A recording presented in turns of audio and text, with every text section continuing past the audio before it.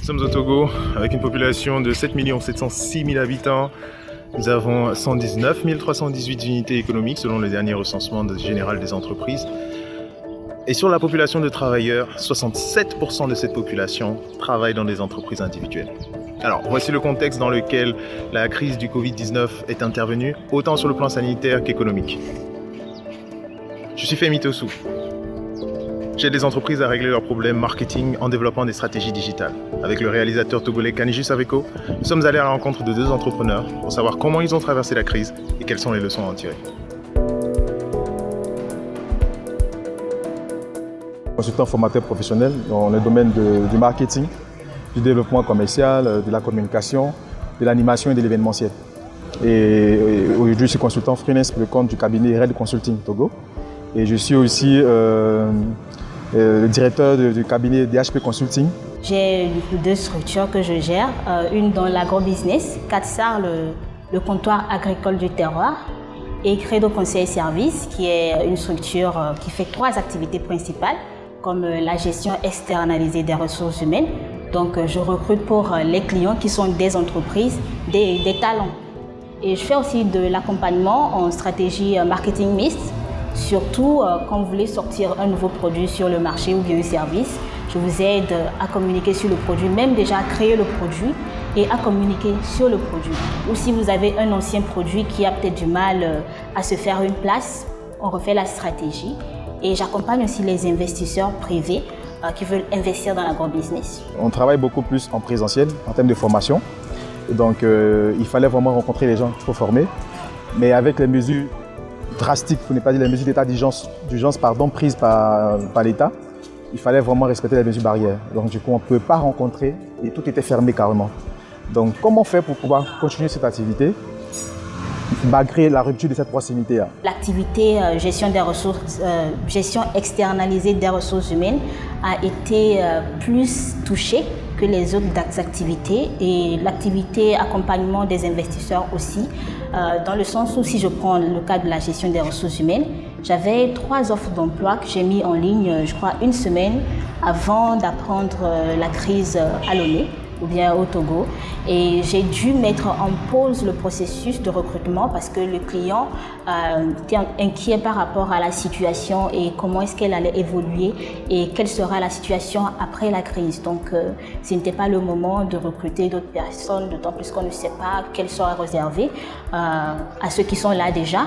L'activité marketing mixte, elle va mieux dans le sens où les clients commencent à réfléchir à la situation qui sera d'actualité une fois la crise terminée et pensent déjà mettre en place des stratégies pour mieux communiquer sur leurs produits une fois la crise terminée. Donc c'est une activité qui commence par décoller un peu lentement mais sûrement, et l'activité accompagnement des investisseurs a été aussi touchée dans le sens où les investisseurs principaux avec lesquels je suis en train de travailler actuellement sont en France. Et vous n'êtes pas sans savoir que la situation est plutôt critique à leur niveau. Donc, ils se demandent comment est-ce que la situation va évoluer ici. S'ils mettent leur argent en jeu actuellement, est-ce qu'ils n'auront pas de problème à rentabiliser? Je vais prendre un exemple très simple, très palpable que j'ai vécu au début de la crise. J'étais en train de collaborer sur l'événement Les Taigas et les Boss qui devait permettre de rassembler les porteurs de projets et des investisseurs particuliers au cours d'une soirée où les porteurs de projets devaient pitcher leurs projets et avoir la chance de partir avec des personnes qui avec des promesses d'investir dans leur activité. Donc nous avons dû arrêter ou bien stopper, annuler l'activité. Et en ce moment, nous avons déjà payé la salle, les invitations étaient déjà lancées, tout était déjà en place. Donc ce sont des charges qu'on ne peut pas aujourd'hui rembourser ou bien recouvrer parce que voilà, c'est une perte en fait. On a créé une plateforme via le réseau WhatsApp. Pourquoi WhatsApp? WhatsApp parce que notre cible, mais pas dire notre niche vraiment pour cette formation-là, c'était plus orienté les jeunes étudiants. À la base, c'était un petit groupe où on pensait quand même s'attendre à peut-être 50 personnes, 50 jeunes étudiants. Pourquoi on doutait, pourquoi on était un peu assez sceptique? Parce qu'on s'est dit que la formation en ligne, en Afrique, franchement, c'est pas prisé, c'est pas aussi développé que ça. Donc on s'est dit, pour un début, en termes d'initiative, est-ce que vraiment ça sera porteur? Donc on a risqué, parce que qui ne risque rien n'a jamais rien, il faut essayer.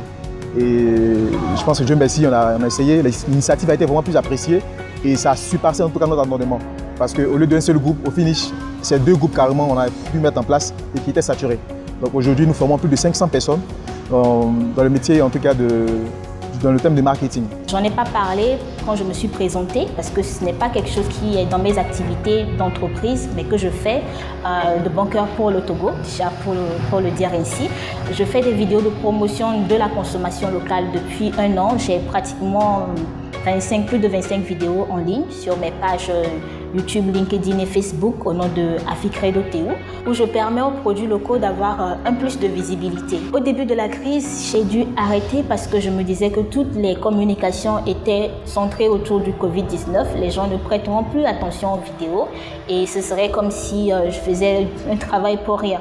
Mais je me suis rendu compte au fil des semaines que cette situation ne passera pas aujourd'hui et que si je laissais les vidéos qui permettaient à quelques personnes de connaître un produit et d'aller le commander, ce qui fait un plus de chiffre d'affaires à l'entrepreneur, c'est comme si je devenais un peu le Covid où j'impactais négativement l'activité de l'entrepreneur. Donc j'ai décidé de continuer par faire les vidéos et d'accentuer, même j'ai commencé par faire plus de vidéos pour permettre aux entrepreneurs et aux consommateurs de découvrir les nouveaux produits.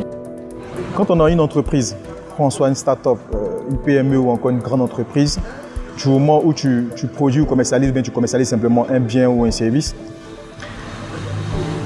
il va sans dire que tu as besoin du marketing. Parce qu'il parle de vente, parle de la présence du marketing, du commercial et autres. Et du coup, avant la situation du coronavirus, on était dans une certaine dynamique de vente. Pendant le coronavirus, ça a changé. On a changé les méthodes de vente. Donc il va sans dire qu'après la situation du coronavirus, il y aura encore une nouvelle forme de vente. Donc quitte à nous de pouvoir s'adapter à ce changement. Donc deuxièmement, il y a un adage qui dit que à situation exceptionnelle, attitude exceptionnelle. Donc il faut s'adapter aussi à ce changement qui aura lieu bientôt. Et raison pour laquelle déjà nous avons commencé à mettre en place une formation et ça va se passer en ligne parce que dans les forums, comme j'avais dit tantôt, il n'y a pas que des étudiants ou des employés ou jeunes entrepreneurs du Togo. On a aussi des étudiants et des jeunes employés et des salariés aussi qui sont de la sous-région et de l'Afrique centrale. Parce que les 2 groupes combinés, c'est une audience d'environ 15 pays différents de la nationalité. Parce que quand vous regardez les contacts, les indicatifs des contacts dans les plateformes, vous n'avez pas que le 228, vous avez aussi le 225, c'est-à-dire la Côte d'Ivoire, vous avez le Niger, le Bénin, le Mali, le Cameroun, le Gabon, et même la France, la Tunisie, le Maroc. En fait, ces étudiants sont un peu de partout dans ces pays-là qui font aussi face à cette fermeture des écoles. Donc il faut toujours apprendre dans les domaines. Donc de partout avec ce réseau, on les a tous regroupés en tout cas sur une même plateforme qui suivent aussi la formation. Donc voici un peu ce qui se prépare dans l'après-coronavirus. Partant de cette formation, il y aura un réseau qui sera mis en place, un réseau vraiment africain. Je pense que c'est le tout premier réseau d'ailleurs, un réseau, pour ne pas dire une association de commerciaux et marketeurs, en commençant par le Togo. Donc tout va partir d'ici et après on va implanter aussi cette même association dans les autres pays de la sous-région et aussi en Afrique centrale, de sorte à pouvoir créer un ordre spécial orienté commercial marketing. Ensemble, on va voir comment mettre en place toutes ces stratégies-là et puis créer quelque chose de solide et fort pour l'Afrique. Donc voici un peu l'une des visions de cette formation et qu'il faut repenser et les ventes vont changer après cette situation.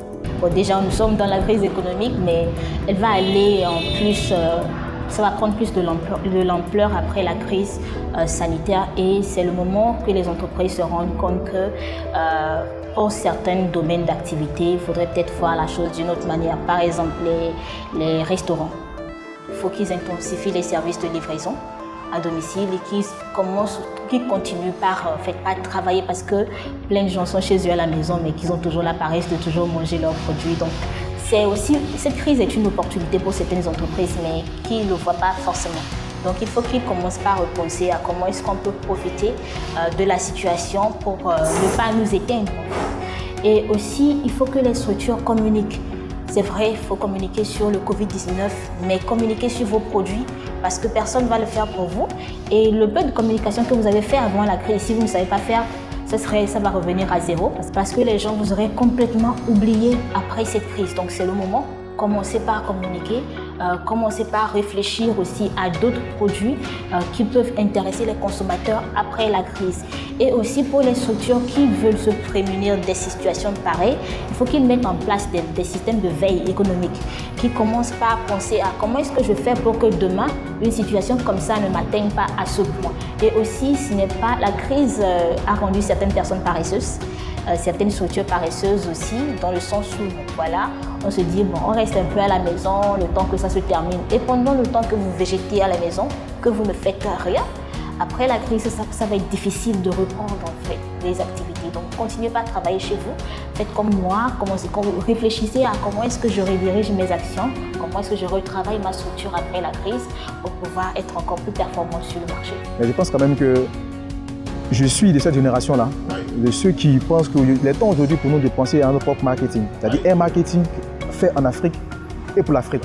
Il faut repenser notre modèle de vente, notre stratégie en tout cas de marketing, et je pense que c'est possible.